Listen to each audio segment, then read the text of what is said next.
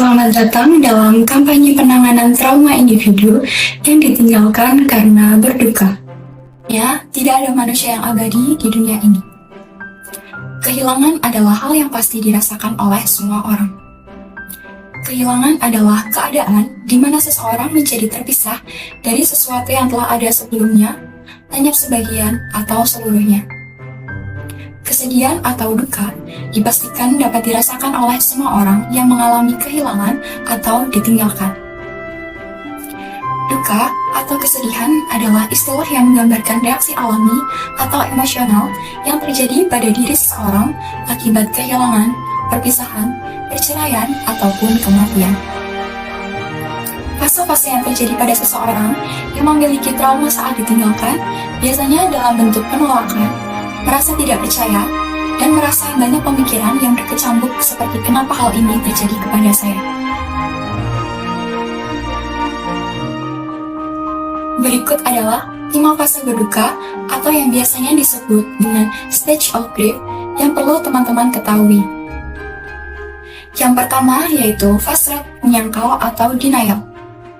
Pada tahap ini, seseorang cenderung akan meragukan atau menyangkal bahwa ia sedang mengalami peristiwa buruk. Ketika mendengar kabar kematian seseorang yang kita sayangi, kita bisa saja mempercayai pada harapan palsu bahwa sosok yang meninggal itu bukan orang yang kita kenal, atau menganggap bahwa ia hanya tidur dan nanti akan bangun lagi. Pada fase penolakan, kita tidak lagi hidup di realita yang sesungguhnya, melainkan pada realita yang kita harapkan.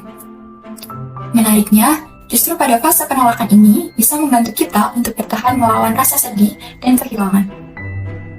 Daripada merasakan luapan emosi karena kehilangan, kita justru menolaknya dan tidak menerima hal tersebut hingga secara tidak sadar, penolakan tersebut dapat menurunkan intensitas perasaan sedih yang melanda.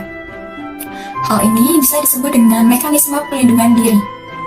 Oleh karena itu, jika mendapati seseorang yang mengungkapkan penolakannya akan situasi kehilangan, cukup kita dengarkan dan biarkan ia mengungkapkan perasaannya hingga penolakan dan kejutan yang ia rasakan memudar.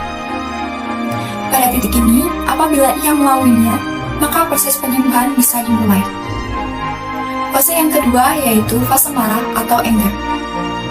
Setelah melewati fase menyangkal, seseorang yang sedang berduka akan merasa marah dan tidak terima bahwa ia sedang mengalami peristiwa buruk.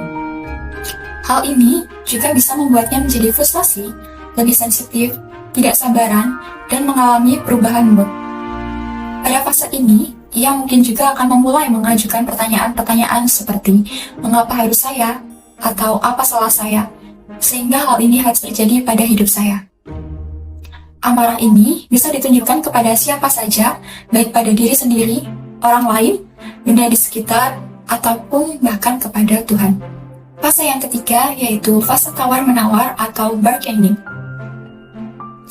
Layaknya api yang semula berkobar, lalu padam, fase marah secara perlahan juga akan terganti. Setelah melalui fase marah, orang yang sedang berduka akan mengalami fase tawar-menawar. Ini merupakan bentuk mekanisme pertahanan emosional seseorang agar ia bisa mengambil kontrol kembali atas hidupnya. Fase ini umumnya ditandai dengan rasa bersalah, baik pada diri sendiri atau orang lain. Selain itu, ketika memasuki fase ini, mereka juga akan mencari cara untuk mencegah terjadinya peristiwa buruk yang sedang dialami di kemudian hari. Fase yang keempat yaitu fase depresi atau depression. Setelah upaya untuk menolak dan mengubah kenyataan pahit yang dialaminya tidak berhasil, orang yang berduka kemudian akan merasa sedih, kecewa, dan putus asa yang teramat dalam. Ini merupakan bagian dari proses terbentuknya luka batin yang normal terjadi. Fase depresi ini umumnya ditandai dengan rasa lelah, sering menangis, sulit tidur, kehilangan nafsu makan, atau justru makan berlebihan dan tidak bersemangat untuk melakukan aktivitas sehari-hari. Fase ini bisa dikatakan fase terberat dan perlu diwaspadai. Pasalnya, fase duka dan luka emosional yang dirasakan bisa saja menimbulkan ide atau percobaan untuk melakukan hal-hal buruk seperti bunuh diri. Fase yang terakhir yaitu fase menerima atau acceptance.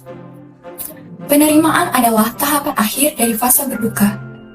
Pada fase ini, seseorang sudah bisa menerima kenyataan bahwa peristiwa buruk yang ia alami benar-benar terjadi dan tidak dapat untuk diubah. Kendati mungkin perasaan sedih, kecewa, dan penyesalan masih ada, tetapi di tahap inilah seseorang sudah mulai bisa belajar dan menyesuaikan diri untuk hidup bersama dengan kenyataan yang baru dan menerima hal tersebut sebagian dari perjalanan hidupnya.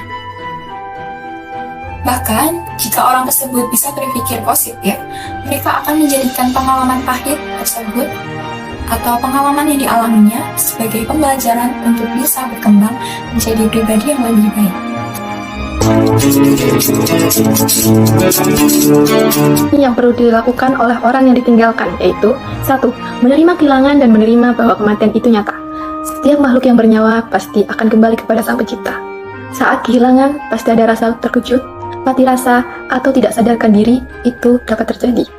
Saat itulah kita harus mengingatkan diri sendiri tentang kehilangan dan menerima bahwa orang yang kita cintai sudah pergi.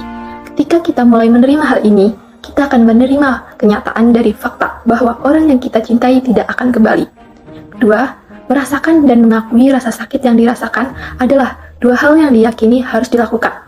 Ada beberapa orang yang menghilangkan rasa sakit dengan cara menyibukkan diri pada pekerjaan atau aktivitas lainnya untuk tetap sibuk sehingga mereka lupa tentang rasa kehilangan yang dirasakan.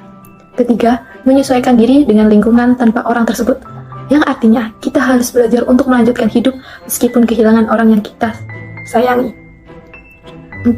Menanamkan kembali energi emosional dalam hubungan lainnya, yaitu orang yang berduka dihimbau untuk secara emosional melanjutkan hidup, tetapi tetap menghormati orang yang mereka cintai. Oke, maka kesimpulan dari kampanye kita kali ini yaitu, sedih boleh, karena itu merupakan perasaan kehilangan yang mendalam yang dirasakan oleh orang yang ditinggalkan. Dalam proses penyembuhan dari rasa kehilangan tersebut, membutuhkan waktu yang relatif lama dan berbeda-beda setiap orangnya. Tetapi, yang perlu diingat adalah jangan bersedih berkepanjangan karena itu merupakan hal yang tidak baik. Selain itu, saat mengalami kehilangan ada berbagai macam emosi, seperti duka, kehampaan, dan mungkin mencari dukungan dari orang-orang terdekat untuk membantu mereka dalam melewati masa sulit karena ditinggalkan. Solusi yang dapat dilakukan yaitu menemukan kebermaknaan dalam hidup dengan mencari hikmah yang positif dalam kondisi kehilangan. Kondisi kehilangan seperti ini yang membuat mereka yang kehilangan mencari apa yang tidak didapatkan, sehingga mereka menjadi paham dan bisa menerima kenyataan. Jadi, sebelum mengakhiri pembicaraan kita kali ini, ada sesuatu yang ingin kami sampaikan, yaitu jangan terlarut dalam kesedihan, tetapi melangkahlah maju dengan penuh keberanian sambil membawa cahaya kenangan di hati. Kami berharap semoga pembicaraan kita kali ini bisa bermanfaat untuk kita semua. Saya ucapkan terima kasih karena sudah mendengarkan. Bila ada kesalahan baik itu disengaja maupun tidak sengaja, kami mohon maaf. Wassalamualaikum warahmatullahi wabarakatuh. Bye.